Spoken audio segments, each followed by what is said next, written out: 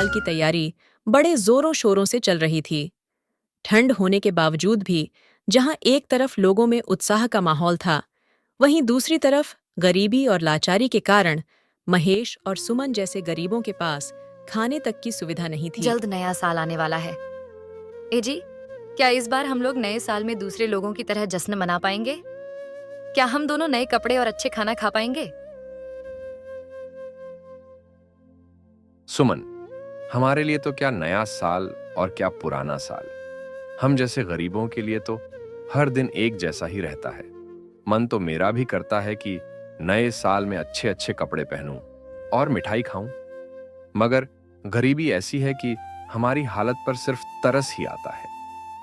तो क्या इस बार भी नए साल में सूखी रोटी खाकर ही गुजारा करना पड़ेगा?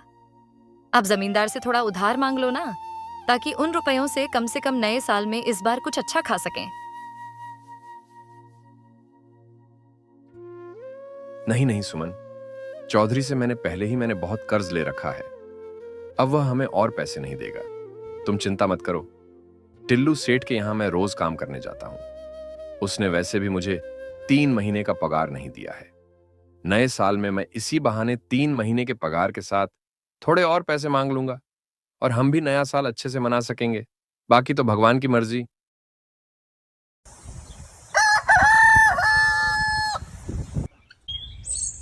सुबह होते ही महेश टिल्लू सेठ के यहाँ काम करने चला जाता है। अबे ओ रामचरण, सुन बे रामचरण के बच्चे, एक बार बुलाने पर सुनाई नहीं देता क्या? ये कोई समय है काम पर आने का? माफ कीजिए कहाँ मालिक। थे इतनी देर से? ठंड के कारण सुबह सुबह शरीर अकड़ गई थी। मैं जल्दी में आने की कोशिश कर रहा था, मगर पांव सिकुड़ गए थे। दोबारा ऐसी गलती नहीं होगी मालिक। खाने बनाना तो कोई तुमसे सीखे। ठंड सिर्फ तुम्हारे लिए नहीं है, ठंड सबको लग रही है। तुम जैसे कामचोरों को मैं भली भांति जानता हूं। चलो अब जल्दी से फावड़ा उठाओ और काम पर लग जाओ। महेश को गुस्सा तो बहुत आ रहा था, लेकिन वह बेचारा कर भी क्या सकता था। कड़कती ठंड में महेश फावड़ा लेकर खेत में काम करने लगा। इधर सुमन ने पूरा दिन कुछ नहीं खाया था। साथ ही वह उम्मीद में बैठी थी कि आज महेश 3 महीने का बचा हुआ पगार लेकर आएगा, तो इस बार नया साल अच्छे से मनाएगी। न जाने ये कब तक आएंगे, शाम ढलने को है और ठंड भी बढ़ने लगी है। ऊपर से घर में अनाज का एक दाना भी नहीं है। पता नहीं इन्होंने पूरा दिन कुछ खाया पिया भी होगा या नहीं। महेश सुबह से लेकर शाम ढलने तक खेत में मजदूरी करता रहता है। उसका शरीर अब जवाब देने लगता है। हे ये भगवान, मर गया मैं तो। न जाने हम गरीबों के साथ ही ऐसा क्यों होता है। टिल्लू सेठ जैसे लोग जिनकी नीयत में खोट है, ऐसे लोग बड़े चैन से रहते हैं और खुश रहते हैं। वहीं मेरे जैसे गरीब लोग इतना मेहनत करते हैं, उसके बाद भी चैन और खुशी तो जैसे हमारे किस्मत में लिखी ही ना हो। अब आज इससे ज्यादा मैं नहीं कर पाऊंगा। सेठ ने भी 3 महीने से पगार रोक रखा है। जाता हूं सेठ से 3 महीने का पगार मांगता हूं। महेश टिल्लू सेठ के पास जाता है और 3 महीने के पगार की मांग करता है। अरे बहुत बेशर्म आदमी हो तुम रामचरण। एक तो काम चोरी करते हो और रह रहकर मुझसे पगार ही मांगते रहते हो। चलो जाओ, 1 हफ्ते बाद ले लेना। नया साल आने वाला है और मुझे घर की खरीदारी भी करनी है। ऐसा ना कहिए मालिक। मालिक, पिछले कई सालों से मैंने और मेरी पत्नी ने नया साल नहीं मनाया है। आप बस मेरा बकाया ही दे दीजिए, मेरा उसी से ही काम चल जाएगा। मैं तो आपसे कोई उधार भी नहीं मांग रहा हूं। मैं तो बस अपने मेहनत के पैसे मांग रहा हूं। अरे तू क्या करेगा नया साल मना करके? ये सब केवल बड़े लोग मनाते हैं। तेरा काम है मजदूरी करना।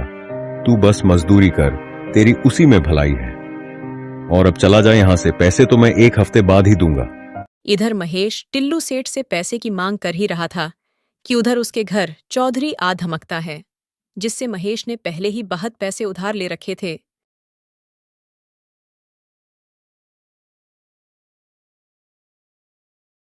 अरे भाइयों, ये मैं क्या देख रहा हूं? महेश अपनी पत्नी को घर में अकेला छोड़कर मेरे डर से न जाने कौन से बिल में दुबक गया है। क्यों सुमन पहचान रही हो? न मुझे, मैं वही चौधरी हूं जिसने पिछले कुछ महीनों में महेश को पूरे 50,000 रुपए उधार दिए हैं। पैसे मांगते समय तो बहुत दुख भरी कहानी सुनाता है तेरा महेश, और जब पैसे लौटाने की बारी आती है तो न जाने चूहों की तरह किस बिल में घुस जाता है। चल, फटाफट से बता दें, कहाँ छुपा कर रखा है उस डरपोक को? नहीं नहीं चौधरी साहब, आप गलत समझ रहे हैं। वो भला क्यों आपसे छुपने की कोशिश करेंगे? दरअसल वो अभी काम पर से वापस ही नहीं आए हैं।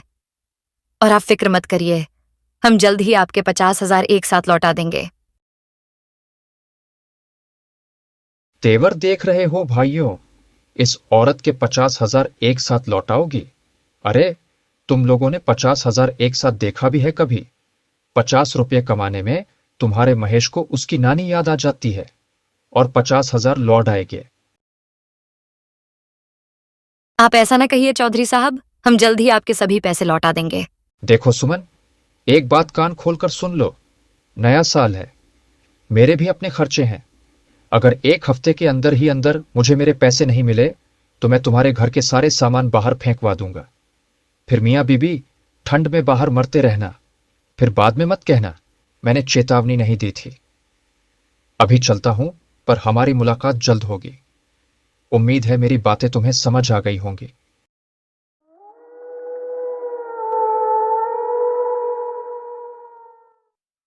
महेश बिना पगार के घर वापस लौटा था। उसके चेहरे पर बिल्कुल साफ मायूसी झलक रही थी। आखिरकार टिल्लू सेठ ने मुझे पैसे नहीं दिए। ऊपर से पगार मांगने पर मुझ पे ऐसे बरस रहा था जैसे मैंने उसके जिसे के पैसे मांग लिए हो। पूरे दिन उसके खेत में काम करते करते कमर टूट गई। वह कम से कम मेरी पिछले 3 महीने का पगार ही दे दिया होता तो उसका क्या चला जाता। ए जी, अब हम क्या करेंगे? नया साल मनाना तो बहुत दूर की बात है। अभी तो मुझे इस बात की चिंता है, अब हम चौधरी के पैसे कैसे चुका पाएंगे? चौधरी के पैसे? तुम अचानक से चौधरी का नाम क्यों ले रही हो? चौधरी हमारे घर आया था क्या? दरअसल आपको मैं यही बताने वाली थी। आप जब काम पर गए थे तो चौधरी अपने लोगों के साथ यहाँ आया था। 1 हफ्ते के अंदर अपने पैसे मांग रहा था और ऊपर से धमकी भी देकर गया है। अगर हम उसके पैसे नहीं चुकाए तो चौधरी हमारे घर का सारा सामान बाहर फेंक देगा। ये तुम क्या कह रही हो सुमन? तुम टिल्लू मुझे पैसे 1 हफ्ते बाद देगा और चौधरी हमसे 1 हफ्ते के पहले ही पैसे मांग रहा है। इस तरह तो न ही मुझ टिल्लू से पैसे मिल पाएंगे, न ही हम चौधरी के पैसे चुका पाएंगे। हे भगवान, ये कैसी असमंजस है। न जाने अब हमारा और हमारे इस घर का क्या होगा।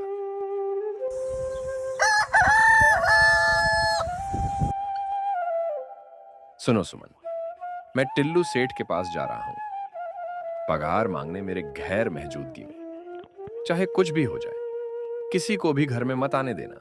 इतना कहकर महेश टिल्लू सेठ के यहाँ पगार मांगने के लिए निकल पड़ता है।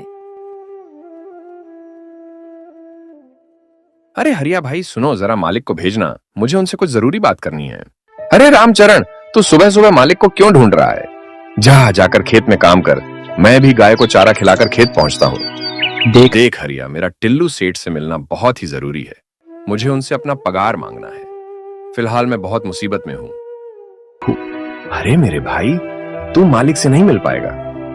मालिक तो मालकिन और अपने बच्चे के साथ शहर घूमने निकल गए हैं। अब तो वह 15-20 दिन बाद ही आएंगे। 15 से 20 दिन बाद आएंगे, मगर उन्होंने मुझे 1 हफ्ते बाद पगार देने को बोला था। अगर मुझे पगार नहीं मिला तो बर्बाद हो जाऊंगा। अब ये सब तू मुझे क्यों सुना रहा है? मालिक आएंगे तो उनसे बात कर लेना।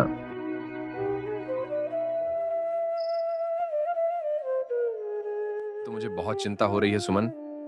दिन बीत रहे हैं चौधरी, किसी भी वक्त यहां आकर हमें परेशान कर सकता है।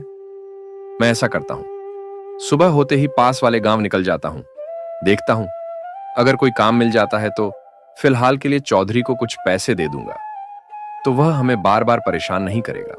ठीक है जी, मगर शाम होने से पहले ही आ जाइएगा। आजकल शाम होते ही कड़ाके की ठंड पड़ने लगती है। सुबह होते ही महेश काम के तलाश में गांव में निकल पड़ता है। पूरा दिन चलने के बाद भी उसे कहीं पर कोई काम नहीं मिलता है। मुसीबत अभी कम नहीं हुई थी, तभी इधर चौधरी फिर से महेश के घर आ जाता है। याद है ना सुमन, पिछली बार मैंने बोला था हमारी मुलाकात बहुत जल्द ही होगी, और देखो मैं आ गया। तुम्हें याद दिला दूं कि 1 हफ्ते हो गए हैं और अब मुझे मेरे 50,000 रुपए चाहिए। दरअसल चौधरी साहब अभी ये काम पर से नहीं आए हैं। ये जैसे ही आते हैं हम आपके पैसे कल ही लौटा देंगे। बहुत हुआ सुमन, हर बार तुम यही बहाना बनाती हो कि काम पर से वापस नहीं आए हैं। पिछली बार भी तुमने यही बात बोली थी। तुम्हारा पति कोई मिनिस्टर है क्या, जो हमेशा व्यस्त ही रहता है? अब इस बार मैं एक भी बहाना नहीं सुनूंगा। मैंने बोला था ना, अगर पैसे नहीं दिए तो घर का सार सामान बाहर फेंकवा दूंगा। अब तो देख मैं क्या करता हूं। भाइयों, देख क्या रहे हो? सारा सामान घर के बाहर फेंक दो। चौधरी के लोग बेरहमी से महेश के घर का सारा सामान निकालकर बाहर फेंक देते हैं। सुमन बेचारी कुछ कर भी नहीं सकती थी। चौधरी ने उसे भी घर से बेदखल कर दिया था। महेश इन सब से अनजान अभी भी काम के तलाश में भटक रहा था। शाम को महेश जैसे ही घर आता है, वहां का नजारा देखकर वह हक्का बक्का रह जाता है और वह सब समझ जाता है कि यह सब चौधरी ने ही किया होगा। जाने दो सुमन, रोवो मत। मुझे पता है ये सब किसने किया है। ये चौधरी जैसे लोग सिर्फ हम कमजोर लोगों पर ही अपना अकड़ दिखाते हैं। ये घर ही एक सहारा था, उन्होंने इसे भी उजाड़ दिया। अब हम इस गांव में नहीं रहेंगे सुमन, चलो अब यहां से चलते हैं। उस अंधेरी काली रात में जब ठंड भी अपना कहर डाह रही थी, जिसने उनके हिम्मत और गरीबी दोनों को ताड़ ताड़ कर दिया था, दोनों अपने दुख दर्द के साथ वहां से जाने लगते हैं।